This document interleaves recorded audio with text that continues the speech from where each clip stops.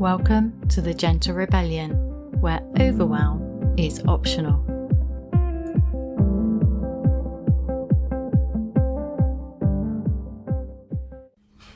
Hello, how are you? Oh, it's so nice to be with you again. So in this episode, I want to talk about something that I've noticed has come up for myself and my clients and community.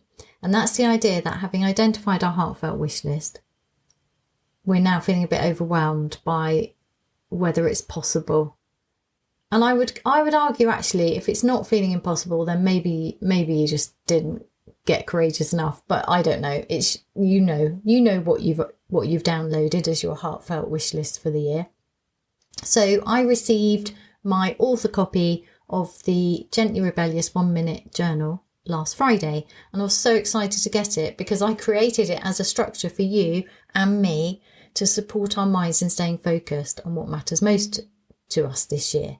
I was so excited about it, but it was really weird because until I got it, I was honestly struggling a bit with overwhelm. I was like, well, where do I put this? Which is crazy because obviously I have a version of it, or probably many versions of it, on my laptop. But I really wanted the physical book, something about the physical book. And I'm actually really grateful to Amazon, the way they've produced it. I had one person contact me and say, I can only get it on Amazon. Can I get it directly from you? But the truth is, Amazon is actually very kind, actually very helpful and supportive. I feel very kind to us self-published authors. So I can upload it. It's not always that easy. I mean, I had to learn some more stuff. That's okay. And I've managed to create both an ebook, which is only available on, I've noticed, on certain e-readers, probably because you want to be able to write in it. So I wouldn't recommend having a virtual copy. You really want to be writing in this. This is designed to last you the whole year as a structure to support you in staying focused on what matters most to you, so that your dreams don't feel impossible or they don't get constantly waylaid. Oh, whoops, what was I up to again? You know the drill. Anyway, I got my copy. I excitedly put my heartfelt wish list in and my word of the year. And then I didn't have time because I was going away for the weekend. I couldn't set aside the time to catch up. I felt like I was behind because what are we? We're halfway through the month. Oh no, I haven't put my monthly priorities in. Crazy. I'd already identified my monthly heartfelt priorities. I just hadn't been able to put them in the journal because I didn't have a copy, and now I've got it in hardback. Oh my goodness, there's something solid about it. It's just really helpful to me. It's really cheering me up. I love the cover, as many people have said they do. Thank you for letting me know. I'm really excited. Please go and check it out on Amazon. Consider getting one. It's for the whole year of supporting you on staying out of overwhelm and focused on what really matters most to you. So if you didn't come to the workshop, if you're part of my newsletter, you will have got a link today. So I've made the link available to everybody, even those people who didn't say yes to the workshop. And I understand why you might not have done, because some people were travelling, lots of family stuff going on at that time of year. So I've now made the link available to everyone who's subscribed to my newsletter. I can also put it in the show notes, just in case you're not subscribed. It's really important to me that you have access to it. It's a very powerful piece of work. I'm very proud of it. I've had really good feedback about how powerful it is. It's edited. You do need to set aside over an hour for it, even though it's edited. So click the link either in the newsletter or in the show notes. Make that time for yourself. Download your heartfelt priorities. This is a really courageous act. I salute you. I salute you for even considering it, but do it. Imagine if you just had that calm, confident focus for the year of, this is what brings me joy. This is what brings me ease. This is what makes me feel safe and secure. This is what makes me feel like I've made it. Woohoo! All the things you want to feel. And when you've done that, I highly recommend that you get this beautiful structure of this book to support you in staying connected to it.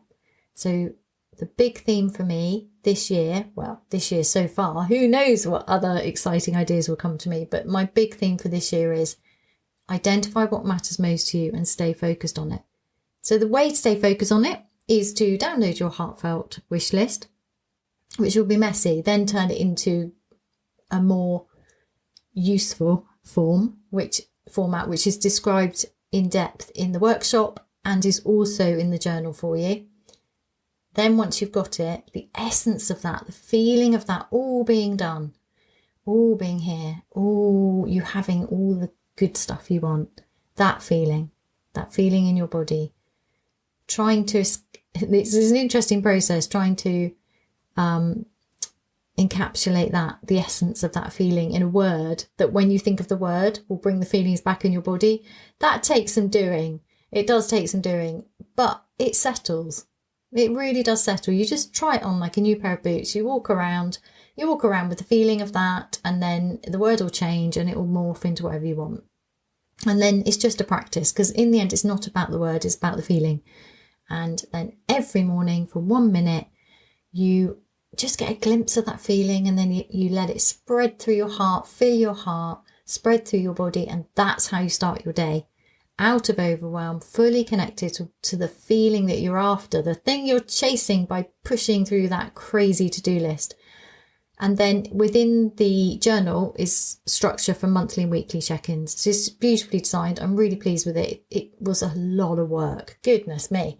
It's not perfect. I'm now doing the whole, of course it's not perfect. I'm doing the whole, typo, but who cares? It's working for me, but I'm also struggling with it. Not the journal. The whole, how do I stay fully focused? What's that self-doubt? Why am I suddenly thinking everything's impossible? And that's what I want to talk to you about today. So for those of you who are also listening to my YouTube channel, I want to separate the podcast from the YouTube, because I want to the podcast is on YouTube. This doesn't make much sense. I want to give you more value. So I'm not repeating myself in this. So if you want to know all about what to do when your dreams feel impossible, go to the YouTube video for the week, and I've had a lovely, lovely chat with you about that. I'd love to see you over there. In this podcast, I want to add some more stories to get you really thinking deeply about the fact that you are magical, about the fact that when you choose to step out of overwhelm, everything does fall into place more easily, that the easier way is there, that it's just out of your awareness, which is also mentioned in the YouTube video and the blog this week. But I want to give you more stories, and I want to invite you to reconsider, look back at your life and find the stories, the times when you weren't sure what you were going to say and the right words came.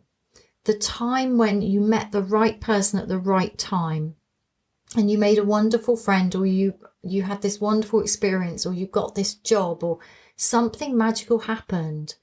I want you to look back and think, you can do this. You can choose to resist overwhelm and stop pushing through it to get the feeling that you want, and choose to have the feeling now and allow the easier way to present itself. Imagine it's just out of your awareness, but the more that you believe it's there and trust it, the easier it is for it to come into your awareness, which is true, right? So in America, there's a Sasquatch or a Yeti. There's these like monsters all over the world that people never see, or some people see, and they're mythical. Well, if you believe that they exist, you're probably more likely to see it.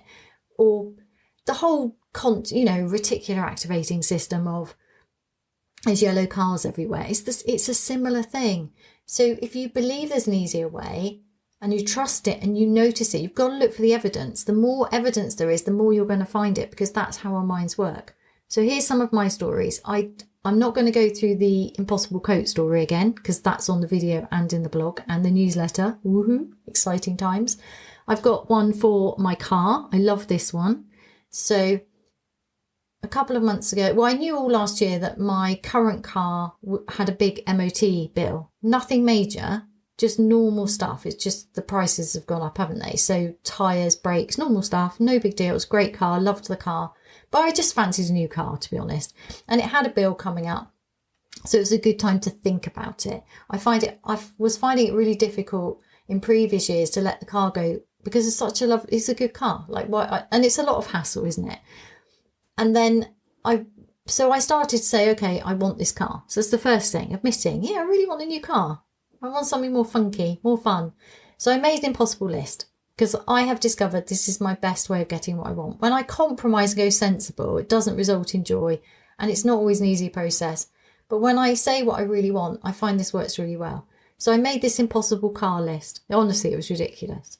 I wanted it to be less than £2,000. I just did. It was an experiment. Just because I know people who do this and they get really good cars, and I've had more expensive cars go wrong. So I just thought, I wonder if you could. So I read an article about the best cars for under 2,000 and was very encouraged. Plus my son had done it, my neighbour down the road. It's evidence, see? Evidence for the impossible. Anyway, what did I do next? Oh yeah, I just said, okay, so that's my budget. And what I want the inside of it to be so beautiful, like an old Jag, with like a walnut dashboard, something really special inside. I want leather seats. What else do I want? Oh, low tax, good fuel economy, that kind of thing. And I also want it to be fun to drive. I want it to be funky. I want it to just feel like me. Was that all? I think there was more on that impossible list. Anyway, I then contacted my fabulous cousin who knows about cars and said, are you up for an adventure to find the Goldilocks car, this magnificent, beautiful car, which is under £2,000? He says, yeah, I'm up for that.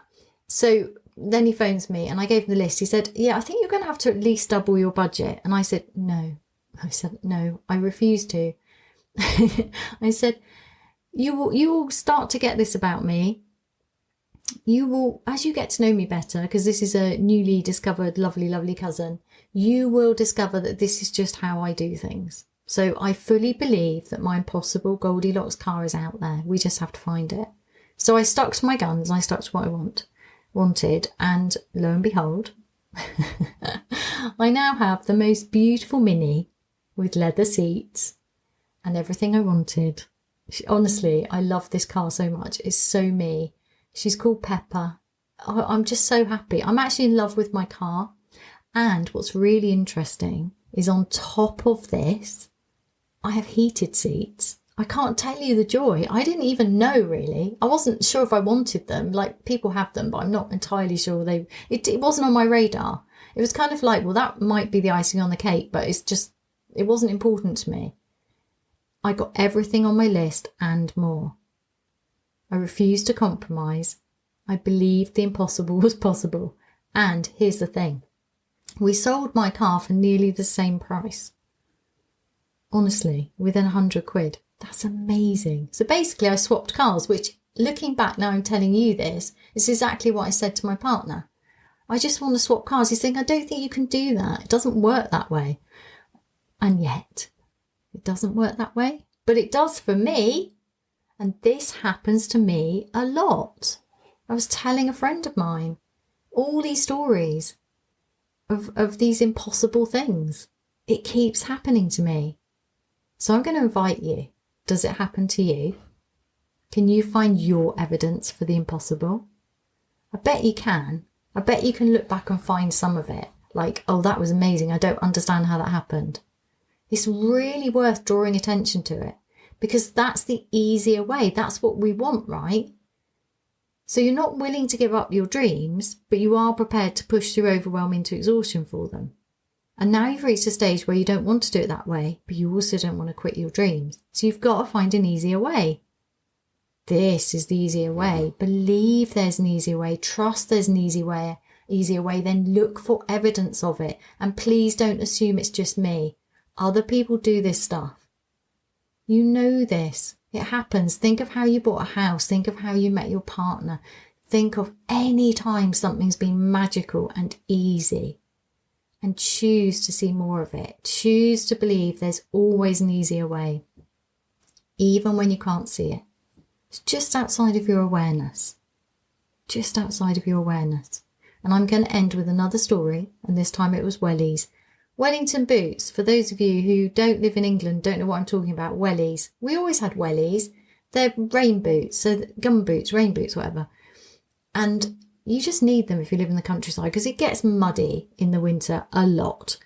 Anyway, I only wear barefoot shoes. I can't bear any sole at all. It's got to be minimalist. It screws with my posture and everything. So I've been stuck without proper wellies for a while now, which means it's tricky. It's tricky to negotiate all those puddles. I really, really wanted some, couldn't find any, gave up. Walked into a shop that doesn't sell wellies in a city I rarely visit. Walked up to these wellies. They were children's wellies. There was one pair. I tried it. One pair that said it was a size 6. I'm a size 5, but the children's one, thought I'd give it a go. They looked like my size, right? Said the wrong size. Tried them on. They fit. They're completely flat. They're really comfortable. They're only 18 quid. Woohoo! There we go. Problem solved. How weird is that? What's weirder is I tried another pair of size 6 on because these are silver, so they're like moon boots. And I thought, yeah, maybe I should get a sensible colour. The other size 6s didn't fit me. There was one pair of magical boots for me and one only. Same with my coat story, my impossible coat story. Maybe same with the car. I don't know. Exciting, hey? How cool is that? So now I have magical boots, magical coat, magical car. Honestly, this stuff is worth paying attention to, and it's fun. It's fun talking about it. It's fun. And don't you want more fun? Don't you want to believe in magic? Don't you long for things to be easier? I hope you've enjoyed this episode. If you want more of these stories, subscribe, stay tuned, let me know. I'll share some more. Share yours with me. Let me know. You can easily send me a text message in the show notes, or you can write to me at heidi@heidimark.co.uk, or contact me in all the usual places, social media. Lots of love. Have a great week. Have a magical week. Bye.